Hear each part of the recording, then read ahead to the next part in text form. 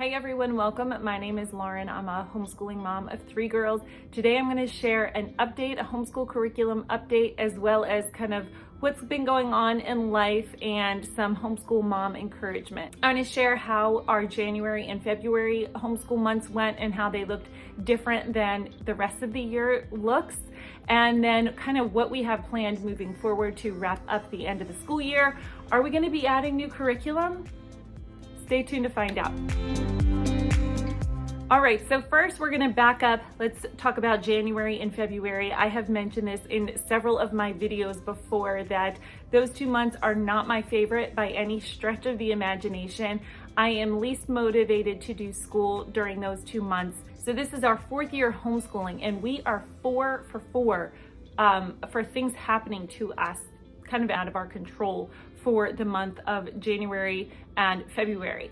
So whether it is an injury or a surgery or another surgery or an emergency house repair or sickness or work issues, there has always been something major going on. The last 4 years, every single year we've homeschooled, and this year was no exception. So pair lack of motivation, winter, it's cold, and there's nothing to do. It's too cold to send the kids out and play. And then you pair that with, illness and just life happening all at once.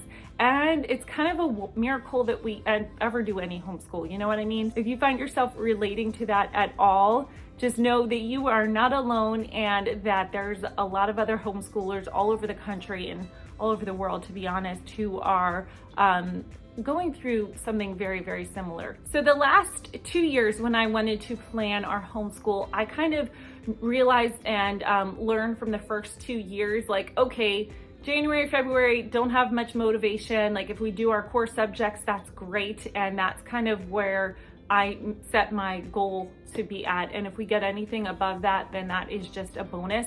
And so that is kind of how I go into this school year. I kind of leave those 2 months for our group subjects, like our sciences and our histories, kind of pretty flexible, to be honest with you. So that way, if we're just, something happens or we're sick or we have to take some time off, I don't feel like our schedule is jam-packed from September all the way to the end of May. I want a little bit of margin. I want a little bit of wiggle room in case we have to do some rearranging, which inevitably we have always had to do.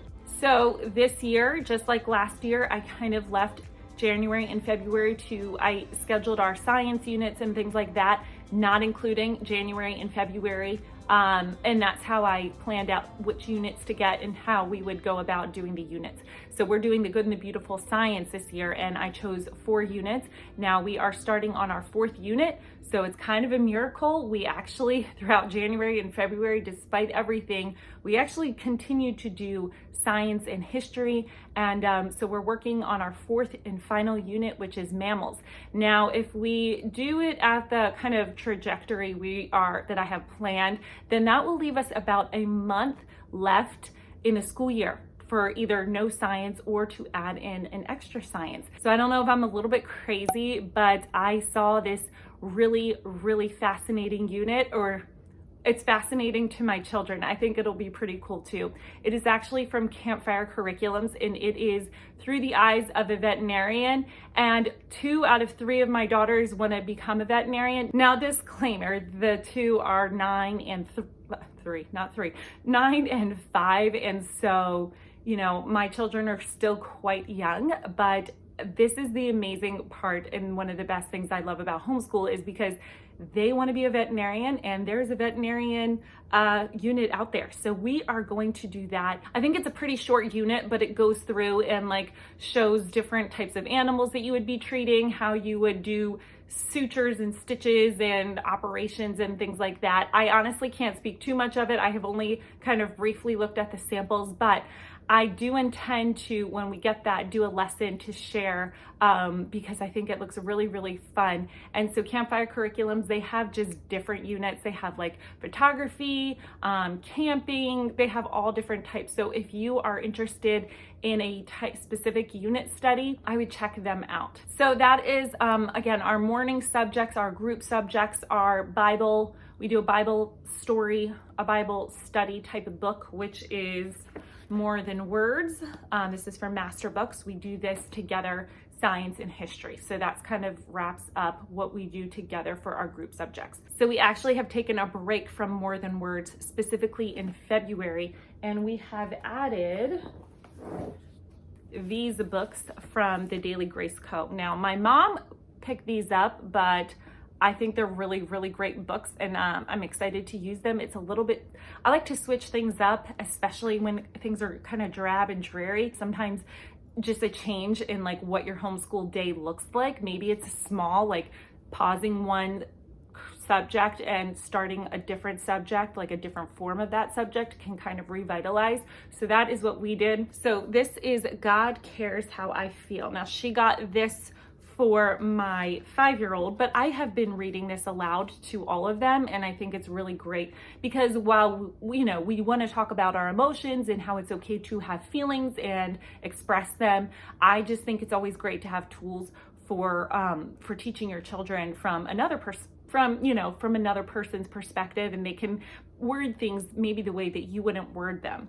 So this is just how it's talking about how God has created us, and he has created emotions, and how God has emotions, and how it's great to have emotions and there's nothing wrong with them. Again, God has all of these emotions, but how we can use our emotions to glorify him and point others to Christ. So this was the same thing. This was technically for my 2nd grader, but again, I have just been reading them aloud. And then this is going to be kind of this in the same realm. It's just going to give a little bit more detail and more think about it type questions. So we've just been doing a few pages a day, and we have just been answering them aloud and kind of just having some discussion about our feelings and our emotions.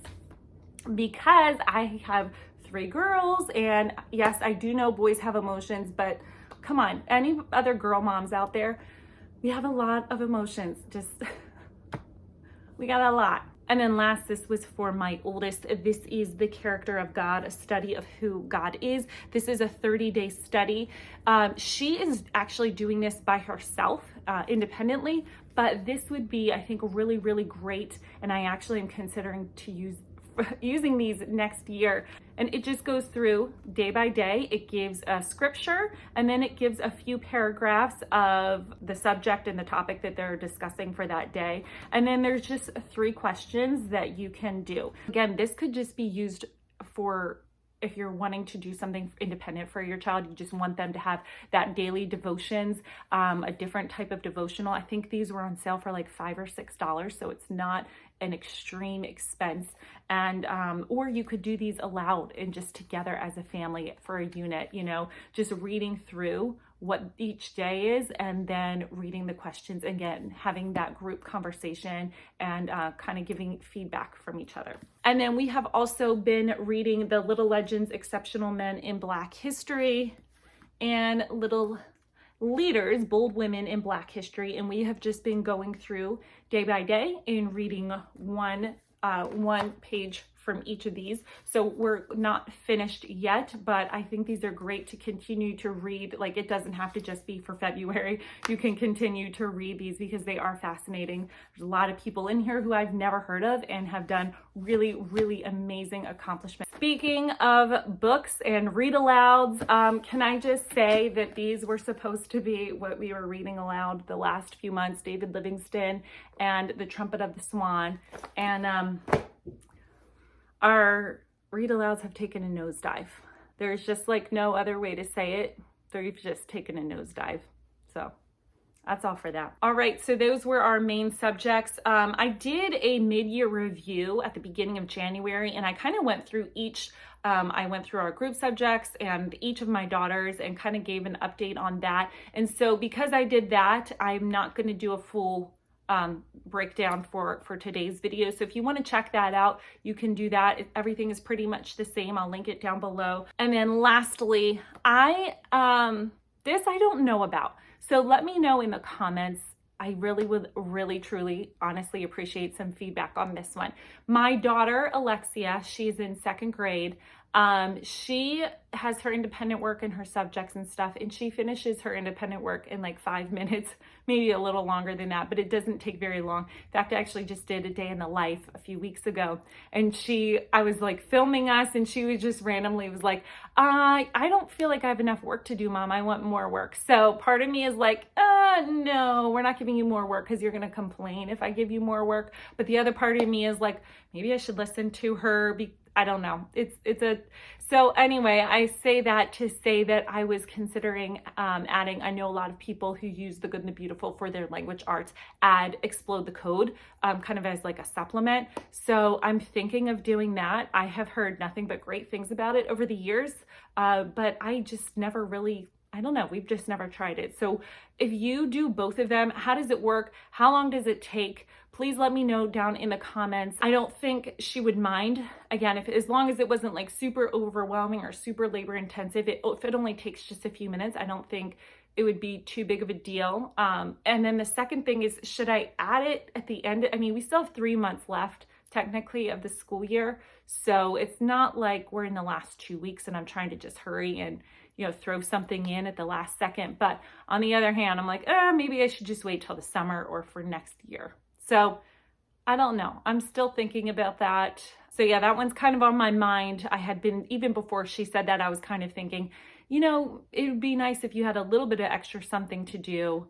And not just for busy work, not for the sake of having something to do, but just to kind of flesh out her language arts a little bit more. Again, tell me what you think down below in the comments. And then I just feel kind of led to share from the beginning of me doing any of my videos, I have kind of been transparent about how things are going, how they're not going. I don't put on airs. I don't try to make it seem like we have all of our plates are spinning at once and we're just doing a fantastic job every single day. I try to share, our successes, but as well as things that aren't working so well and where I need improving. So with that said, I do want to say that and I kind of touched on it a few minutes ago, but truly, like, I know a lot of homeschool moms out there. You may be in a season where you're just really lonely. You don't have a lot of homeschool friends. You don't know a lot of people. Maybe your family isn't super supportive. Maybe you're struggling. You had a new baby, or you had your child may have just been diagnosed with a learning disability, or whatever the case may be. Finances are tough. We're all going through things, all of us. Anybody on YouTube, on Instagram, it does. And I know we've all heard this a million times. And so at this point, it's kind of, trite and cliche, but it's really true. Every single person has something going on that they're dealing with and they're battling with.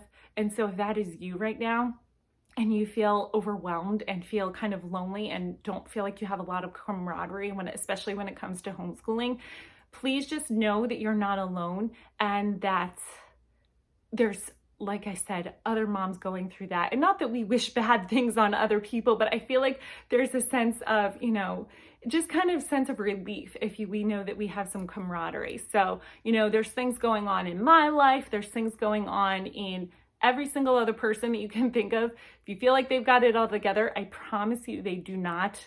They don't. There's just not enough hours to have every single thing together all the time.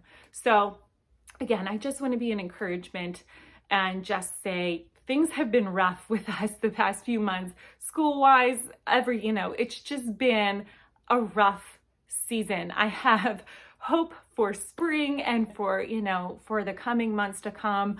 There's kind of light at the end of the tunnel, so to speak, which is good. But just know that if you're in that season and you're not really seeing light, you're seeing darkness and you don't have any light, there is hope. There is. And this day won't last. This day won't be forever. These days will not last forever. You'll be okay. We will be okay. We can take the opportunity to become bitter about something and jaded and scarred, or we can take that same opportunity and lean into God and trust Him and let Him grow us and mold us and make us stronger and more refined. And if we do that, I think that these difficult times and these difficult circumstances, things that we would have never chosen on our own, can make us so much more of a better and well-rounded and more sanctified person. So that's all I have to say. I'm going to end this video here. Thanks so much for watching. I have a lot of great, well, hopefully great, I don't know, we'll see. I haven't filmed it yet, but I have ideas in my head of content that I want to share in the next few months. So if you are a Becca and or the Good and the Beautiful fan, user, whatever, you're interested, I have a lot of videos that I've already done, and then I have more coming out in the next few months, so stay tuned. If you have not subscribed already, please make sure you subscribe so you can see all of that content coming forward. I share other things too, not just those two things, but and also check me out on Instagram. I'm over there just at The Practical Homeschooler, just like here. Thank you so much. I appreciate you being here. You have the best day. God bless. Until next time, I will see you later.